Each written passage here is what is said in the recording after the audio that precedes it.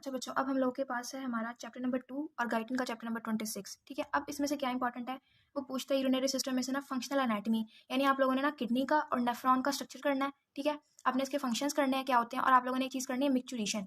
Micturition जो है ना, ये बहुत क्यों कह लो कि सबसे फेवरेट सवाल है हमारे एग्जामिनर का। इसकी नॉर्मेलिटीज बताऊंगी आपको कैसे करनी है। पहले स्टार्ट में ना आप लोगों ने क्या करना है, आप लोगों ने पढ़नी है इसकी फंक्शंस। ठीक है, ये वाले फंक्शन आप लोग यहीं से करके, आप लोगों ने एक बात ध्यान रखनी है कि इसके ना फंक्शंस दो तरह के हैं। एक तो ये नॉर्मल फंक्शंस है और एक इसके फंक्शंस है एंडोक्राइन फंक्शन। जो इसके एंडोक्राइन फंक्शन है, उसकी जो हार्मोन किडनी से रिलीज होते हैं वो उस पर बेस करते हैं। तो ये सिंपल फंक्शंस है और इसके एंडोक्राइन फंक्शंस भी आप लोगों ने करने हैं। ठीक है, तो अलग अलग चीज़ें हैं। नेक्स्ट इस पेज में से आप लोगों ने कुछ नहीं करना। अब हमारे नेक्स्ट पेज में से ना आप लोगों ने यहाँ से कुछ नहीं करना, बस यहाँ उसने लास्ट में ना वो ये हाइपोक्सिया वाली बात बताता है। ठीक है, ये हाइपोक्सिया वाली बात ना आप लोग देख लेना। अब आप लोगों ने करना फिजियोलॉजिकल एनाटॉमी ऑफ किडनी। अब इसमें ना आपने एनाटॉमी किडनी का भी स्ट्रक्चर करना है और नेफ्रॉन का भी स्ट्रक्चर करना है। ठीक है, किडनी का स्ट्रक्चर उसने यहाँ पे दिया हुआ है, आप लोग को अच्छी तरीके से ना इसका स्ट्रक्चर आना चाहिए। नेफ्रॉन का ना मैं आपको दिखाती हूँ। अच्छा बच्चों, नेफ्रॉन का ना स्ट्रक्चर आप लोग यहाँ से कर लो अच्छे तरीके से। ठीक है, इसको और से देख लो। फिर नेक्स्ट वो लिखता है इसकी ब्लड सप्लाई।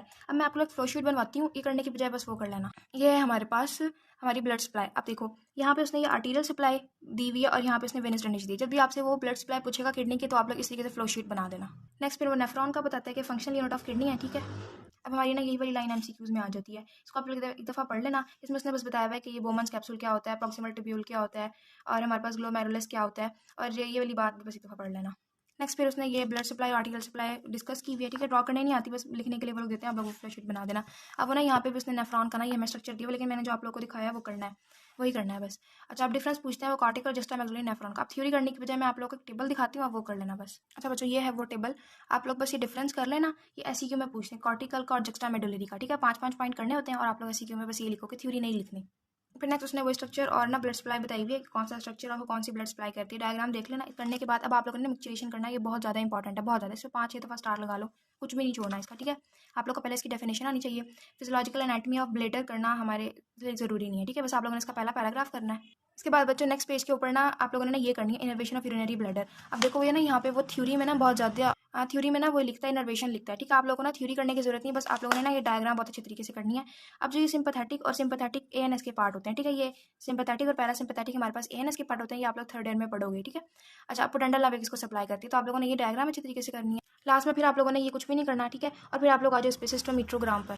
अब जो सिस्टोमीट्रोग्राम है ना, ये हमारे पास ऐसी के लिए इंपॉर्टेंट है, ये आपको ड्रॉ करने भी आना चाहिए और इसकी 2-3 बातें कि ये होता क्या है। ठीक है, और इसकी लेबलिंग बहुत अच्छी से आनी चाहिए।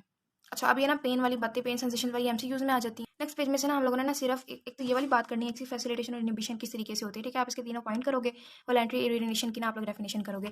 अब यहाँ पे ना एबनॉर्मेलिटीज ऑफ मिक्सचरेशन है, आप लोगों ने यहाँ से नहीं करनी, मैं आपको दिखाती हूँ, आप लोगों से करना है। ठीक है, अभी टोटल 4 एबनॉर्मेलिटी है। पहली एबनॉर्मेलिटी एटॉनिक ब्लैडर, आप लोगों ने ये करनी है। ये जेपी से मैं आपको बता रही हूँ और आसान लिखी हुई है, और एमसीक्यूज भी जेपी वाले यहीं से सॉल्व हो जाते हैं, तो इसलिए यहीं से कर लो।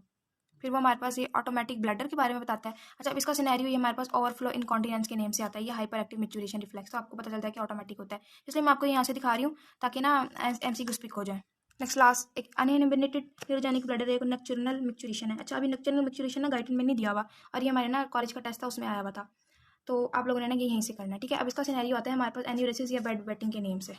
फिर नेक्स्ट टॉपिक इंक्लूड है हमारा यूरिनेशन फॉर्मेशन। अब ना ये हमारे ना करिकुलम में इंक्लूड ही नहीं है, लेकिन आपको आपके कॉलेज वाले कराएंगे, तो बस उनकी सुन लेना वहीं पर ही। ये हमारे पास चैप्टर 6 के इंपॉर्टेंट क्वेश्चन हैं। ठीक है, अब चैप्टर करने के बाद आप लोगों ने ये क्वेश्चन करना है, जिसको एक क्वेश्चन आते हैं समझो उसका चैप्टर तैयार है अच्छे तरीके से। बच्चों, ये सवाल नहीं छोड़ने पास पेपर के, जब मैं सवाल बताऊंगी ये कर लोगे तो आप लोग को पास पेपर करने की भी जरूरत नहीं है। अब मैं नेक्स्ट मूव करते हैं अपने नेक्स्ट चैप्टर की तरफ।